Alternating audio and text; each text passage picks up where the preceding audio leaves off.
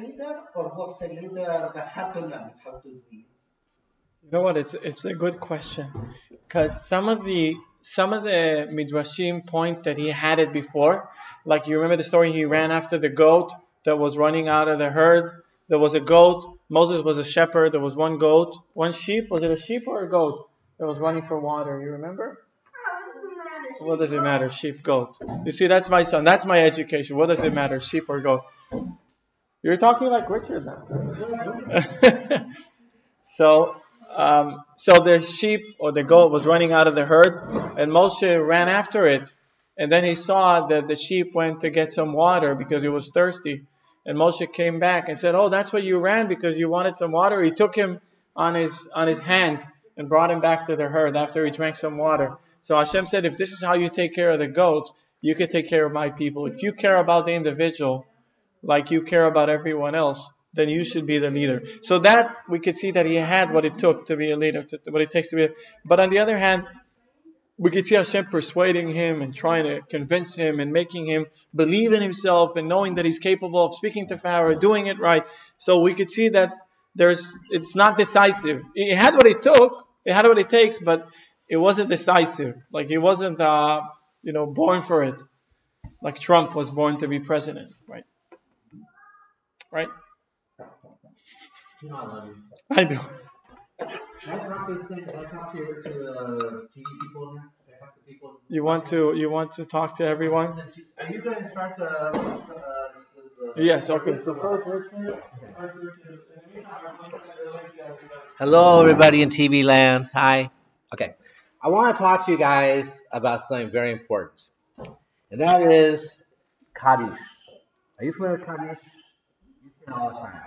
I want to tell you, I'm not counting exactly, but usually there's 5 Kaddish service, especially on Saturday.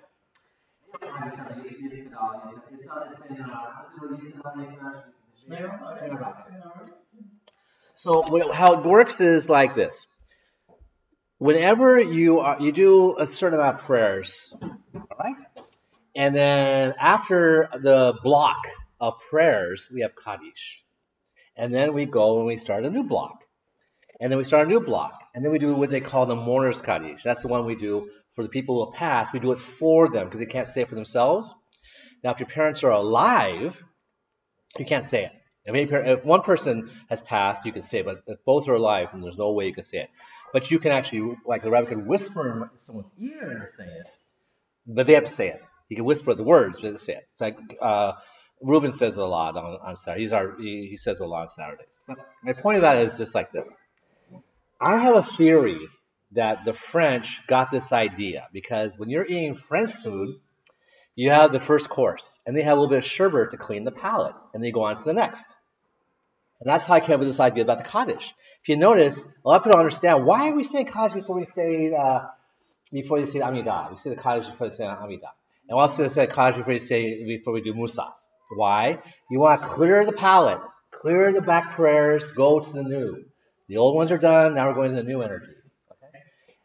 And I just wanted you to know, because a lot of people come to the services, and like, what are we doing here? What's going on? I don't understand anything that's going on, especially when the rabbi speaks, he does it fast, because otherwise he'll lose our attention. So it goes very, very fast. But when I first started Hebrew, when I first started coming to Chabad, I didn't know a Shema, I didn't know a matzah ball, I didn't know a hall, I didn't know anything. But I actually would go to ask friends to help me be Orthodox. And now I can get into the Torah, I get into a lot of different things. But a lot of times I don't understand what the Kaddish, what it's all about. And it's very important because it's clearing the palate. And also there's times when you have to do the mourner's Kaddish for the people who have passed. You're doing it for them. Others can do it for them too if you can't. But of course, their parents had to have passed. But because a lot of us say, anybody have a Kaddish to say? And it's like cleaning the palate. So you notice, so next time you come, before we do the Amidah, before we do Musaf, after you do the Birkat Shachar, if you hear the Kaddish, you'll know why. Because we finish those prayers, go on to the next. What do you think? It's clearing the palate. I call it clearing the palate, yes. What is it? It's prayer. Kaddish is a prayer, yeah. But it's in Aramaic, but it's said even after you read the Torah, a maftir. I know what maftir is. The maftir is what we do. We read it. It's called the closing of the Torah. We read the maftir. It's the last prayer from the Torah before the Haftorah. All All right, but that's what I'm trying to say. You would want to do a Kaddish to clear everything up to go to the next. It's a finishing up. It's per soul, told or said when you're finishing up. The Kaddish is always the same. There's always a short Kaddish. The longer Kaddish is when you say for the mourning somebody. Mourn. Okay. Now there's a rabbi's Kaddish, which is even longer than the mourner's Kaddish, and he can say it, but he's not saying it for mourning. It's not for mourners. It's the rabbi's Kaddish. He can say it either way. Either way you can say it. Okay, got it. So yeah.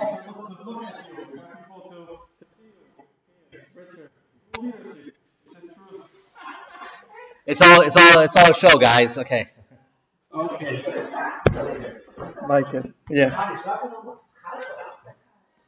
It's also like French. We're not going to look into it, French. You can put it out. This is probably French, right? Yeah. Perfectly French. Perfect. French fries. Let me see French. That and my French passport makes me French. Yeah. Yes. Okay. Let's move on. Because I like you. Yeah. You ruined my class. You just broke everything I built.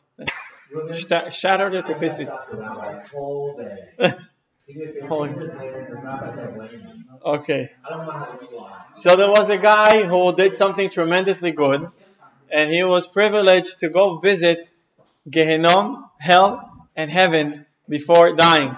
He was privileged.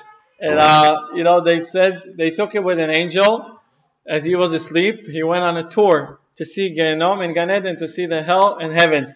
So they took him to heaven first, to Gan Eden, and he could see righteous people sitting, learning Torah. Refreshments were not the best, they didn't get those good cakes.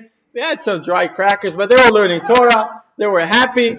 And he said, okay, I want to see how the hell looks like. So he goes to hell, and it says like a sign, the new country club is under construction, and there will going to be a football stadium here very soon.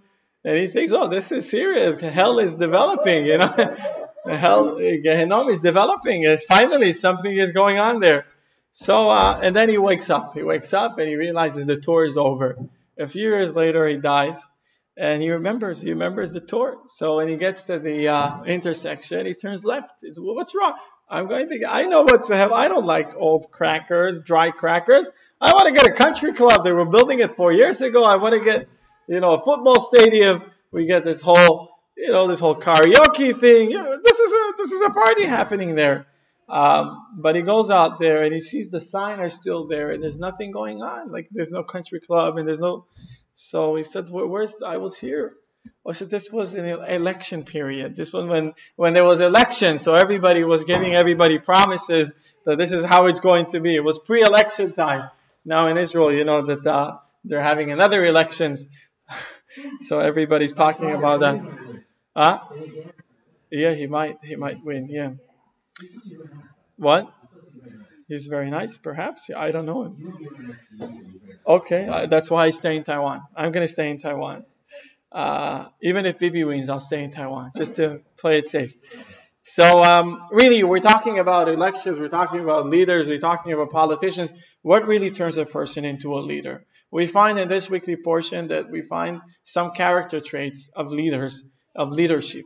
And we want to hold on to them and try to analyze what we can and derive what we can from the weekly portion.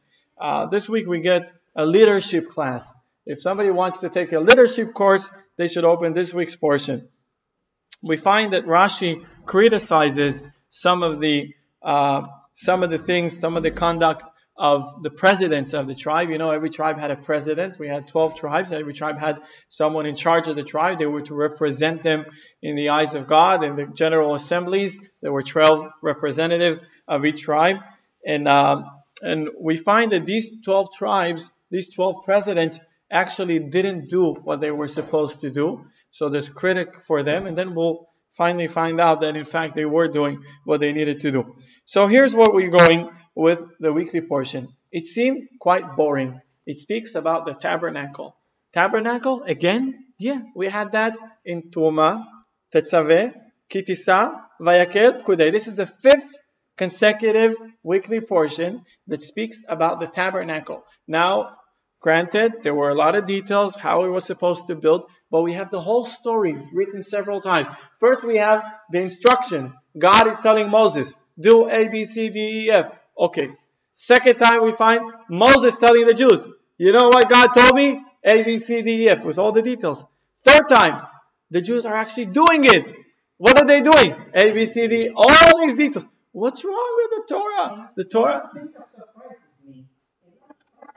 It was mitzvot only for the generation of the desert. Right. Usually, the Torah was more detailed about things that are also directly for the later generation. Correct. That are contemporary. That are things that we can do. Okay, last three. Okay, you're doing it. What's the fourth? Oh, I'm going to tell you right away. Okay, we spoke about the leaders of the tribe, and we're going to see exactly what mistake they did, so-called mistake, and how exactly it is. Okay, so here's the 5 times. Truma. God gives Moses instructions. Kitisa reviewing the instructions. I forgot that part.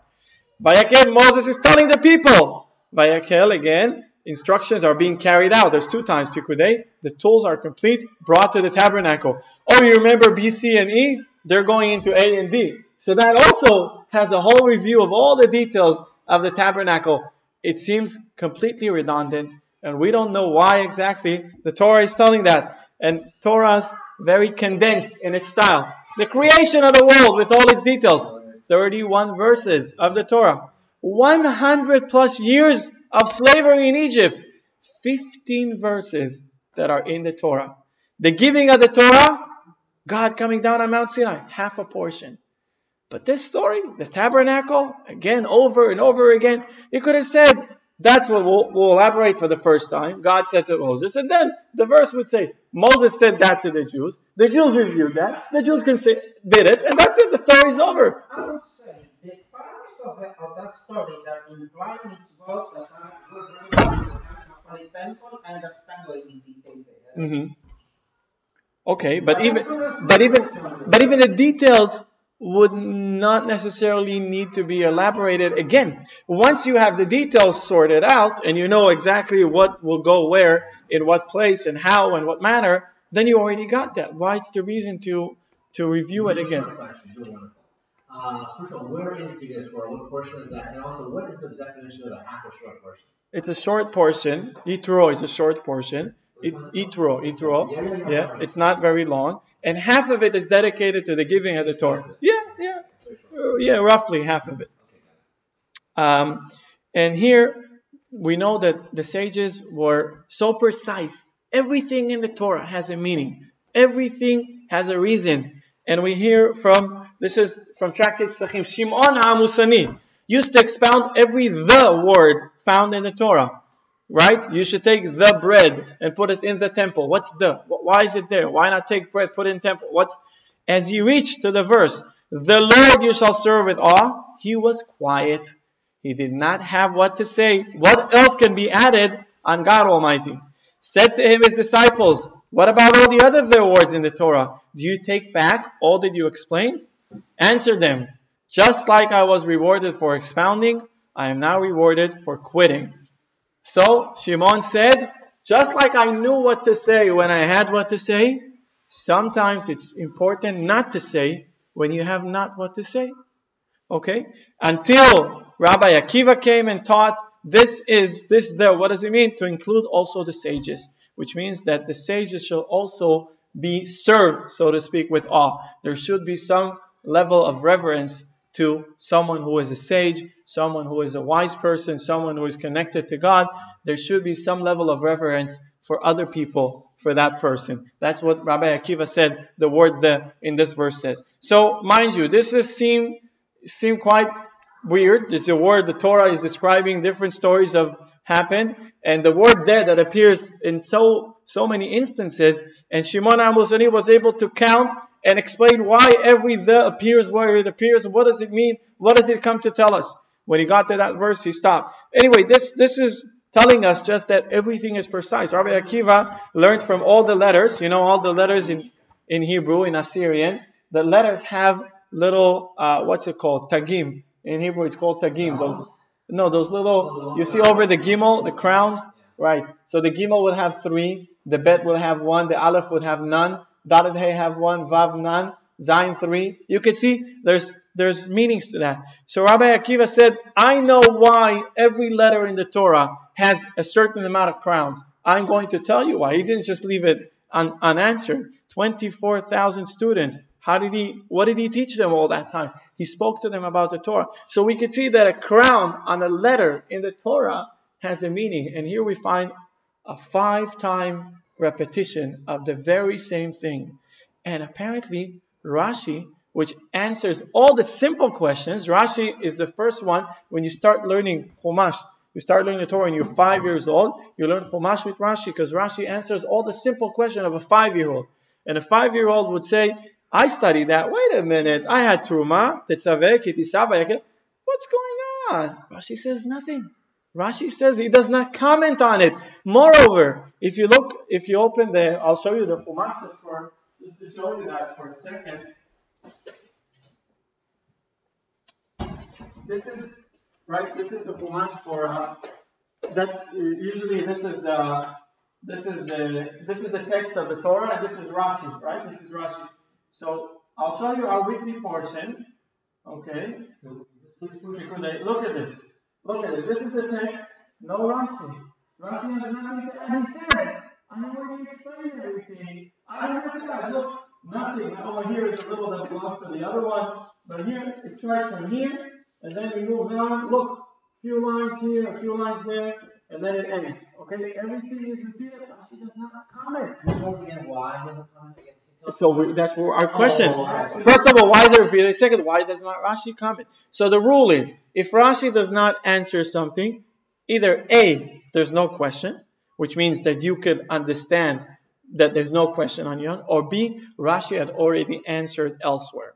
So if you find something that's difficult in the scripture, Rashi does not comment on it, either you have to learn it differently in order for the difficulty not to be there, or consult someone, or obviously look at a few other sources, or Rashi had already addressed the specific issue elsewhere. And soon we'll see that Rashi actually answered that question somewhere else. Abarbanel has the question. Here you find that the Torah repeats itself 5 times, describing the tabernacle in stools. This is quite difficult to understand, especially given that the Torah tells us the instructions and then goes on to tell us how exactly they were carried out, instead of just saying, and the people did as they were instructed, etc. So Abarbanel asks very clearly, what's going on?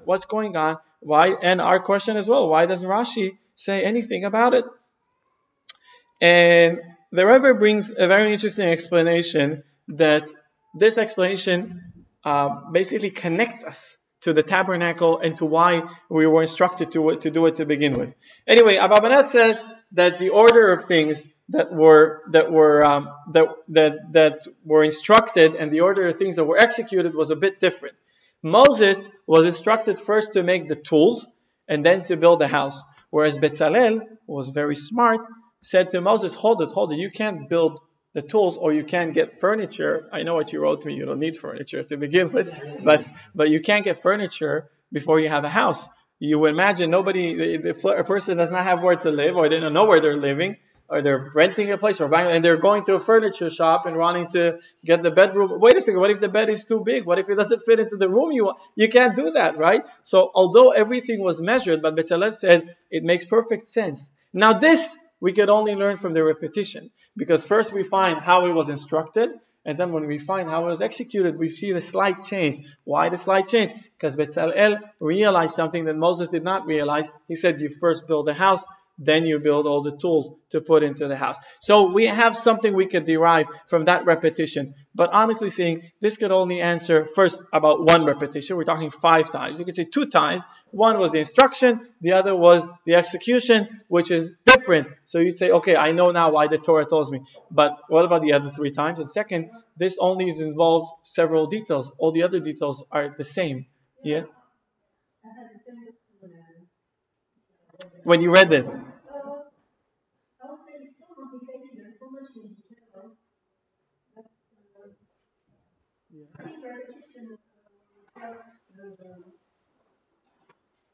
It's very precise and it's so complicated. I mean, it's like What's the answer? it's like interior design, very We're getting it. very complicated Uh-huh. thing. So I would say it's yeah, it's Yeah. and also when you have to memorize something, it makes you more. I would say you sink it into yourself. Uh-huh. I mean, it becomes part of yourself. Oh, I thought you were in a meeting. I was told that you were in a big meeting. That's what Okay, here's the thing. the Rebbitzin said. Oh. We have, it's called Moshe Rabino. We're so such as Bezal. Betzalel. There's no Bezalel Rabino. Right. Bezalel. So that's, of course, it's Moshe Rabino. It was the Moshe. The first part of tools. That's what he told them. Betzalel, it means in the shade of God. That's the word. Yeah. So Moses said, you were sitting in the shade of God because you understand things Yeah. better than I do, Oh, really? so to speak. Yeah, because he made a perfectly sensible argument saying you can't buy furniture before you have the house. You can't build the tools of the temple. And here's what the Rebbe explains in the Kutei Sichot. Rashi does not need to explain the elaboration and review the story of the tabernacle, since the same concept was explained with regards to the story of finding Rebekah for Isaac through Eliezer. When the Torah speaks about something that is especially favorable, it allows itself to be more elaborated. I haven't brought this. Speaking of elaboration, I didn't want the class to extend for 2 hours. I could have. I would have told you the whole story of Eliezer and Rebekah in the scripture. The story is that Abraham is old, and he says to his servant Eliezer, I want my son to marry, but I want my son to marry someone special. The neighbors here, the people around us, are not very good. Their characters, They're not from Canaan. You have to go. and he gave reasoning. He said their characters are corrupt. I don't want my son to have a marriage with someone who's not with the right manner. So he says, I want you to go back to my father's place, to where I grew up, to where I know the people from, which absolutely makes sense for somebody wanting to get married. You know, marriage is a big bridge to gap. You know, it's a big bridge to gap to begin with. You might as well get someone from a background that's similar to yours and speaking maybe the same language, having the same customs. That would make it a little easier. So Abraham says to Eliezer, I want you to go. And Eliezer goes and he makes this sign, this special sign, and he says, I'm going to ask the lady to drink. And if the lady says to me, please drink, and your camel should drink too, that's a sign that she will be the one designated now. And so that's how he says to himself one time. Second, he goes to the well and he sees the girl and she lets him a drink and she says, you want from the camel? And he says, bingo, right? And he offers her the bracelet and the earrings, and they said, congratulations, you just won a big prize. You're going to marry Isaac, the son of Abraham. Second time. Third time, Eliezer goes to the father, the parents of Rebekah, telling them the story. You know, I went from there and I thought to myself, if somebody offers me water and I'll give him a drink, and he says, I think this is good. And they tell him, okay, go on. And he goes back to Abraham. Guess what? He reports what had happened, right? So Rashi says, what's the story? What's going on? Like, what are you telling us? And we know everything is summarized. The Torah has has a meaning. So Rashi says, Yafasi chatan shel avdei avot mitoratan shel banim. The talk or the conversation of the servants of the father is more meaningful than the Torah of the children, because what happens is that when we learn the story, we read the story, it's very exciting. That's the first Jewish wedding that is described in the Torah. That's the first, when Abraham and Sarah got married, they got married, of course, but this is the first time Abraham and Sarah take care of their son, and they're looking for someone who's appropriate, and Isaac and Rebekah was designated for him, and when she comes and she marries him, all of a sudden the light comes back. When Sarah died, there was no fire. When Sarah lights Shabbat candles, I don't know if you know, she used to light Shabbat candles on Friday night, and it used to last until the next Friday evening, when just before Shabbat it would be put out and then be put back on. And there was also different blessing of the dough. The dough was blessed, and you could have eaten a little, not like Richard, you could eat a little and be satiated, right? This dough is not blessed. Oh no, you have to eat a lot of it. But when Rebekah came, all of these miracles came back. Once Sarah died, it gone. So of course she was the one that was designated. But the story is, so because Rashi tells us that when things that are really important for the Torah, The Torah doesn't care elaborating. It actually likes to be more elaborative on things that are favorable. And here's what speaks about the project of Mishkan, the project of Tabernacle. So the project of Tabernacle, we have the generosity of the people. And the generosity was expressed in two manners. First, of course, generosity means quantity. Being generous, it means giving a lot. The quantity. But, and not less important, is the quality. The quality of things, or the way you do things, is not less important than how much you do. And we find that in this project Tabernacle, we found that the people were actually keen on doing things right, both on the quantity side and on the quality side. And we find that how it is like. Everyone is giving. So first, this is a quote from Exodus. The men came with the women. Every generous-hearted person brought bracelets and earrings and rings and buckles, all kinds of golden objects, and every man who waved a waving of gold to the Lord, and every man with whom was found blue, purple, or crimson wool, linen, goat hair, ram skins, dyed red, or tachash skin, brought them. Tachash was an animal that existed back then. We don't know what animal it's referring to today. It was an animal that had a very colorful skin. And that was brought too. So everyone were bringing it. And the Or HaChaim says, look at these objects. It actually symbolizes 4 different levels. He says like this. There are 4 types of physical objects. Or HaChaim HaKadosh. There are 4 types of physical objects people possess. 1 is a person's jewelry. 2nd, gold, raw gold. 3, things that you cannot get elsewhere, right? And 4, money and money worth objects, just other stuff that are so simple, right? So the writing shows us the order of giving. First they gave bracelets, earring, rings, buckles. Okay, that's a person's jewelry. Second thing, all kinds of golden objects. The third thing, every man with whom was found blue, purple, or crimson wool. That's something you can't get elsewhere. And the rest of the stuff that are elaborated afterwards are money worth things that you could buy with money, but of course are worth money, and of course should be thanked and should be taken with gratitude for people to dedicate it. So the Torah says that the quality was as important as the quantity. It wasn't like Moses was running a fundraiser and everyone, I'm going to give some money. No, they actually brought things that were not only expensive but also precious. They were precious to them. And sometimes when somebody gives something precious to them, maybe the monetary value is not as big, but the value of the mitzvah is great.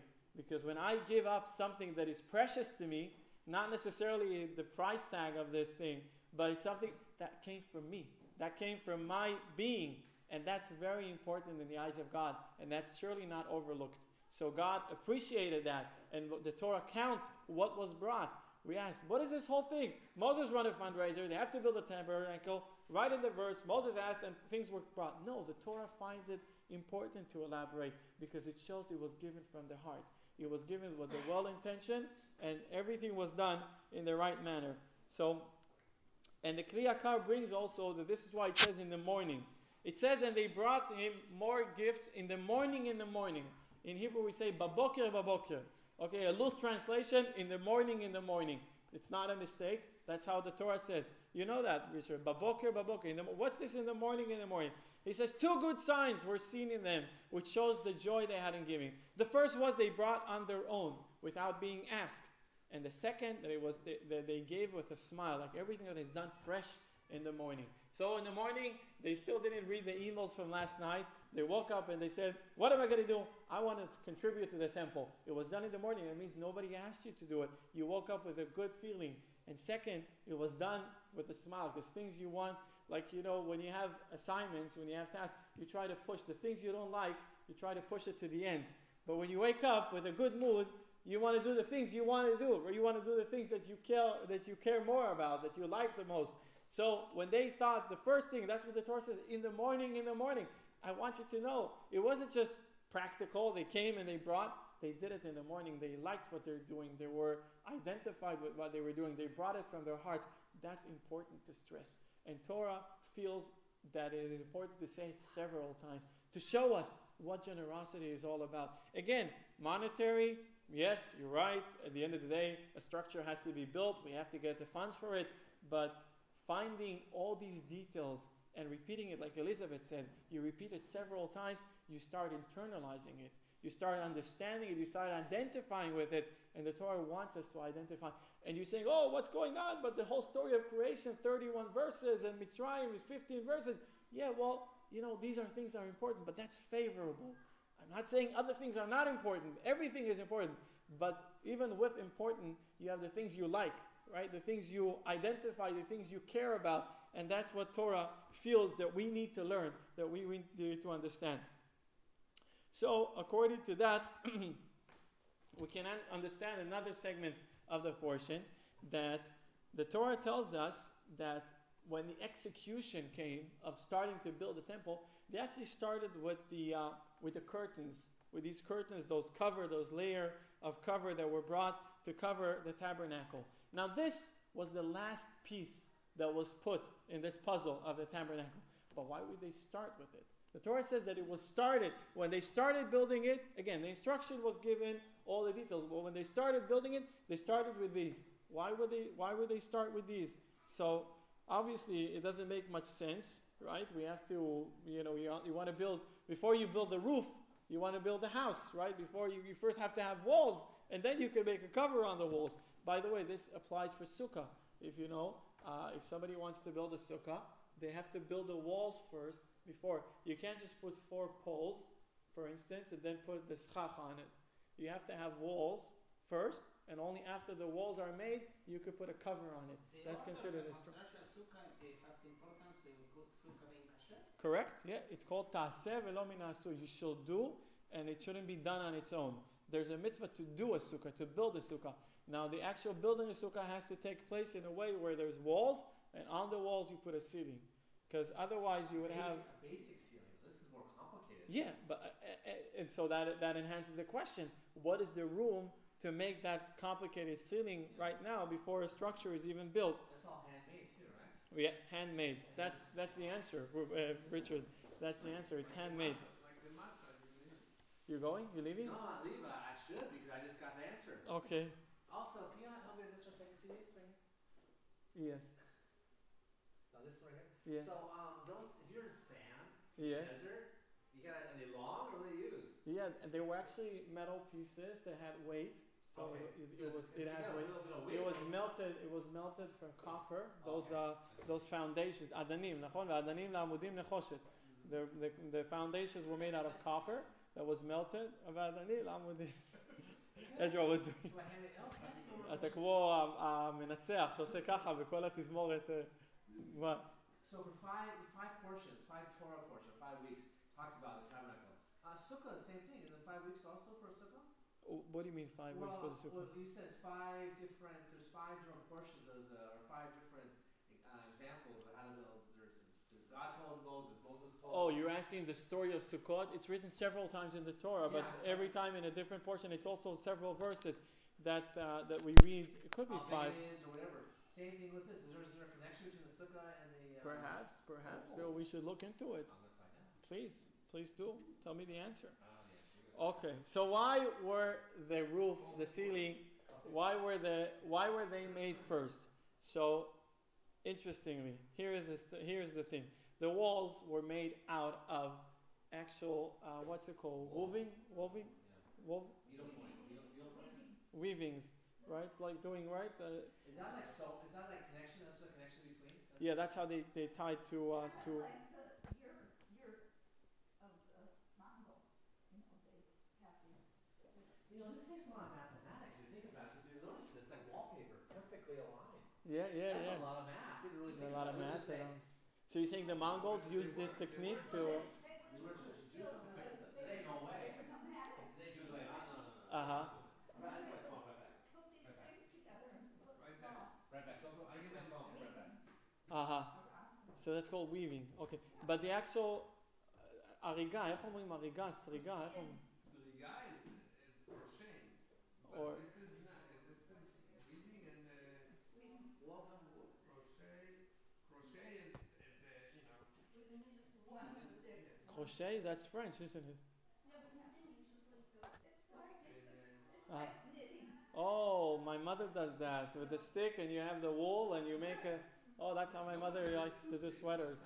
No, that's knitting. That's knitting. Is Crochet it two? is one. Ah, crochet is one only? Really? One with a little hook. Oh. Yeah. How do you know all that? No, like when you make the kippah, you know there's crochet. I see. Knitting What's is it? two. Yeah, knitting is No two. hook. Okay. No hook. So we didn't answer. We waited for you. Crochet. Oh, I'm sorry. It's okay. So what what's the answer? Why did they first do the walls? Weaving was used, crochet or with the two. So I'll tell you the technique, and that's how you understand. Here's what it says. And the prince says, oh wait, that's not that. Maybe some other. Where's that? Where is some other that? technique. Wait, I'm missing the, goodness, I'm missing the, no, I had the, where is it? I had that thing that it says what they did. Oh, I probably dropped that slide. Okay, so the answer is that they, the women wanted to give a special gift to the temple, to the tabernacle. So they actually start weaving the wool while it was connected to the goat or to the sheep. Now the reason they did that, no, it didn't cause any pain. Anyway, they would be sheared. That's how it's called, sheared. Yeah, later.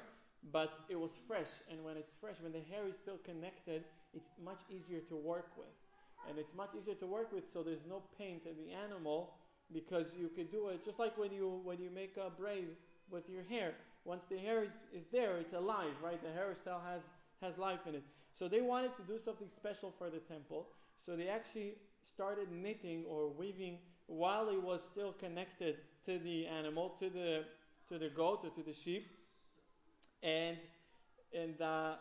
that's what made everything change. And they started with this because once it's done, you don't want to leave it on the body of the animal because that could cause pain to the animal that's unnecessary.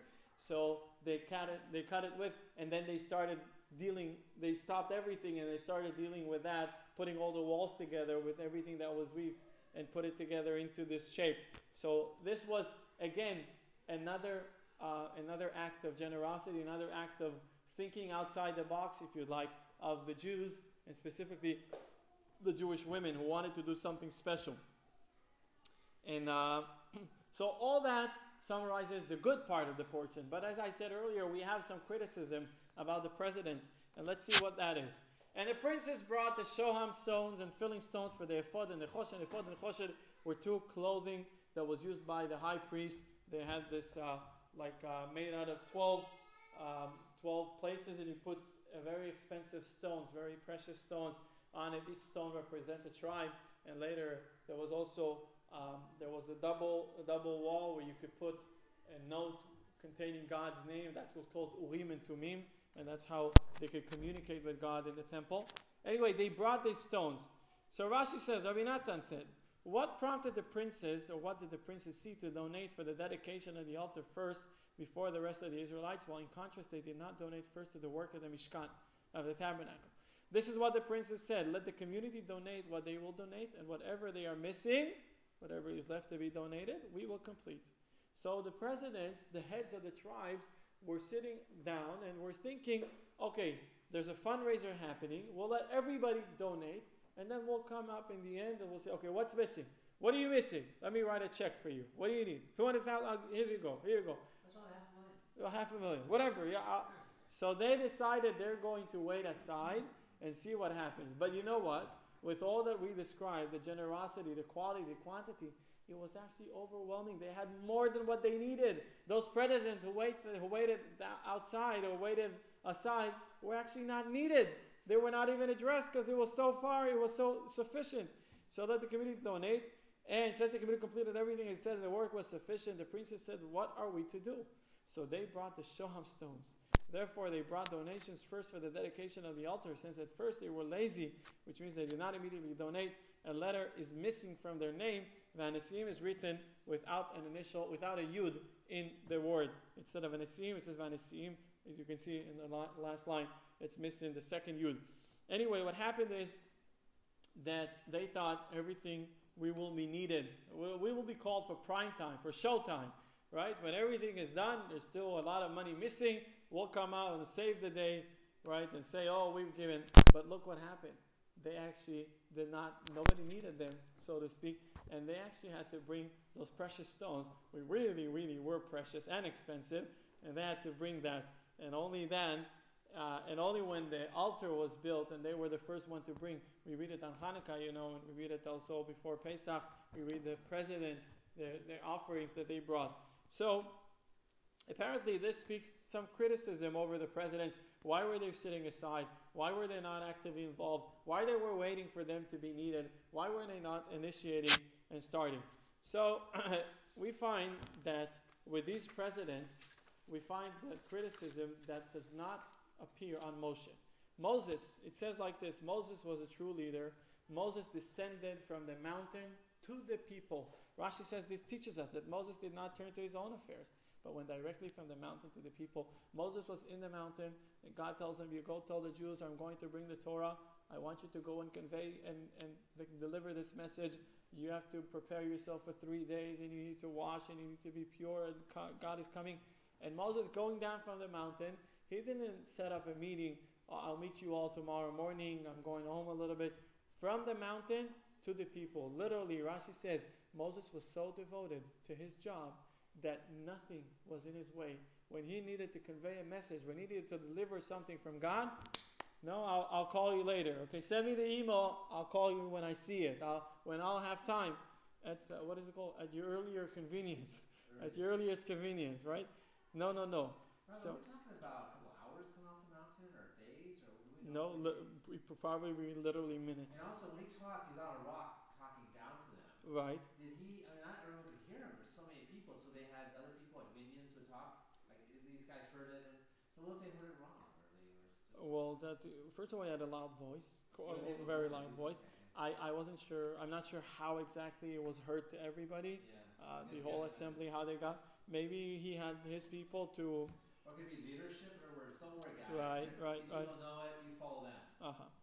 So we find, on the contrary of the presidents, we find Moshe. Moshe was the first one to go, the first one to leave, the first one not to leave, but the first one to lead, the first one to take things, to take initiative, to do things on their own. A true leader who works for the people. Whereas the presidents, as we can find from the description in our weekly portion, were waiting aside. We're not very initiative. We're not very involved, and they were waiting aside. So what's the story? So we can find from what King David says.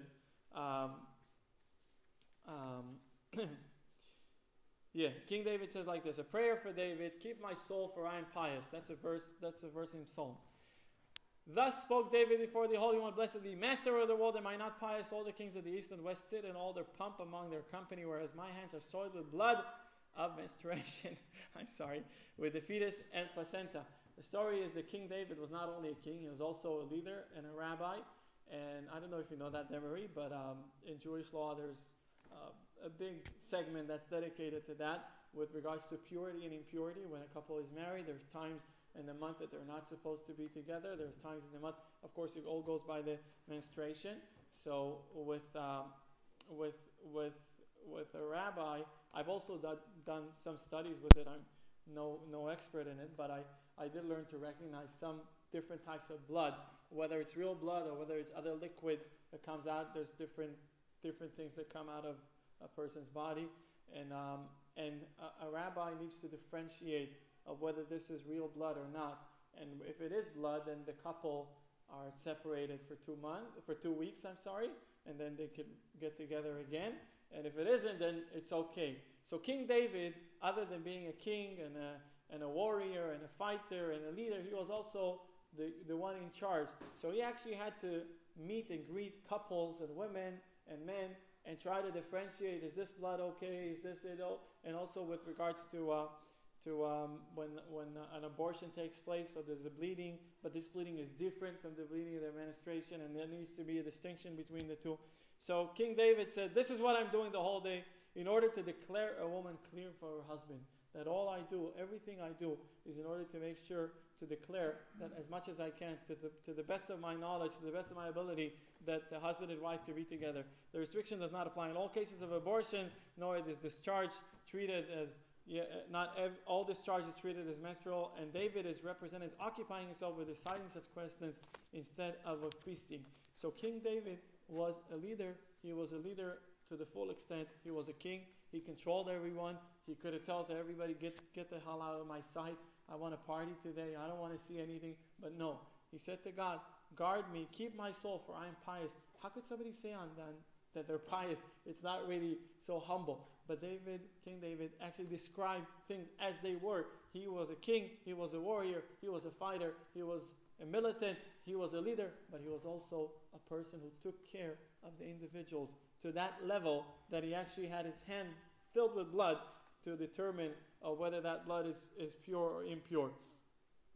So when we have that in context, we're thinking about the presidents who were not really up to that, who were not in par with what went wrong. But in fact, that's what the Rebbe explains. The role of a leader is first and foremost making sure the people are doing what is required for them. And only afterwards he could think of his own things. Just like Rashi said about Moses, we read it. Here we can see as well that the role of the tribe presidents was to see everyone donates. And if something is missing, it is up to the leader to take care of it. Though such a way is lacking as well, since the leaders could have shown a personal example and be the first ones to bring, as it is God's will that the tabernacle will be built as soon as possible.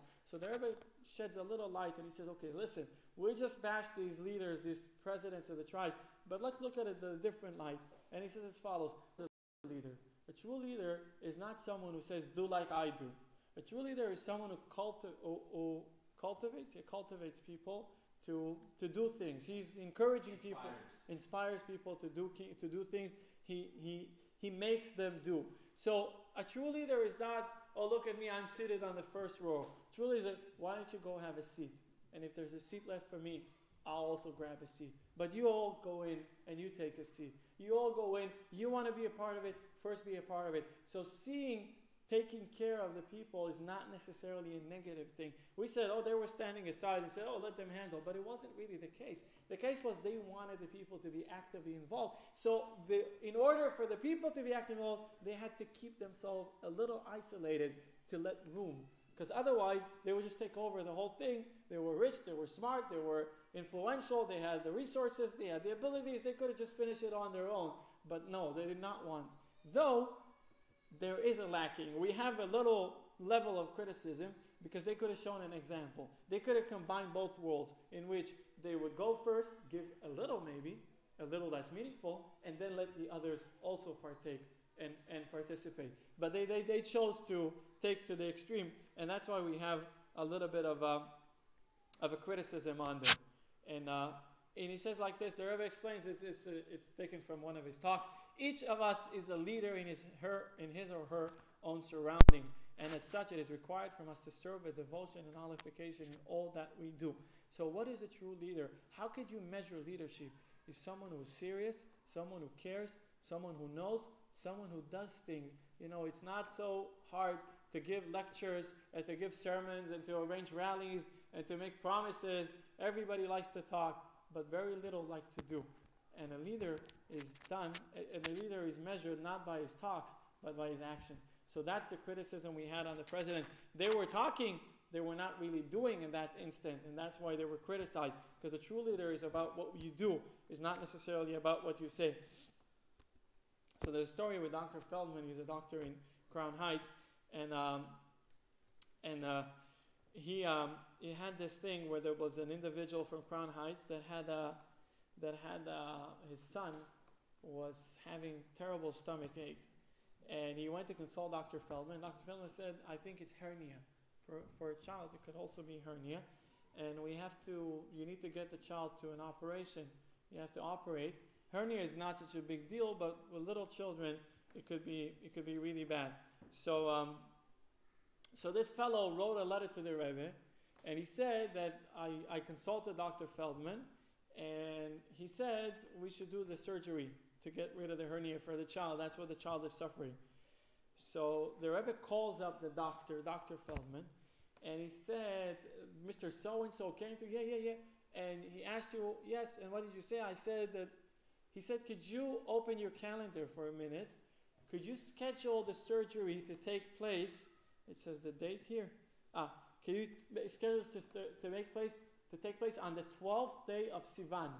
on the 12th day of Sivan. That's what the Rebbe told him. Could you schedule the surgery? The surgery had to take place in Toronto because that was the specialist. So he says to the doctor, the Rebbe says, could you make sure that the surgery takes place on the 12th of Sivan? Okay, what's he didn't ask? What's on the 12th of Sivan? And as he's about to say, he said, okay. So the Rebbe said, because this fellow with the son, they actually have a wedding in Toronto at the 11th of Sivan. And I thought maybe he shouldn't have twice the expense of traveling. He could travel to the wedding and enjoy the wedding, and then the next day put the son into the surgery and then have it. So this is someone, of course, the Rebbe had phenomenal memory. He remembered that somebody sent him an invitation. A cousin of this fellow was getting married in Toronto. Of course, seeing all these things and reminding yourself and knowing that, putting the threads together. But it's not the memory of the Rebbe or his genius that was put. It was his leadership. He cared about the individual. He said to the doctor, come over and take a look. no, he said to the doctor, make sure the surgery takes place at this date. Doing the wedding on the day before. The day before, the person who's supposed to go through the son, the father of the son, has a wedding. So he said the whole family is going to Toronto anyways, so make sure the surgery takes place when they're already there. When they're already there, instead of having to travel twice. So that's it's a little story, but it shows us what leadership is all about. Yeah, I had to cut a little bit. I'm sorry. When you were away, I had to speed up a few. But I was looking forward to staying till 8:30. Really? Yeah. Okay, so now I'll let Elizabeth ask questions. You can have as many as. Yeah. It was a short talk. I didn't realize that you do it this day because that would be the day it'll be best energy for you. Or be a discount on the airfare. No discount. No discount for you.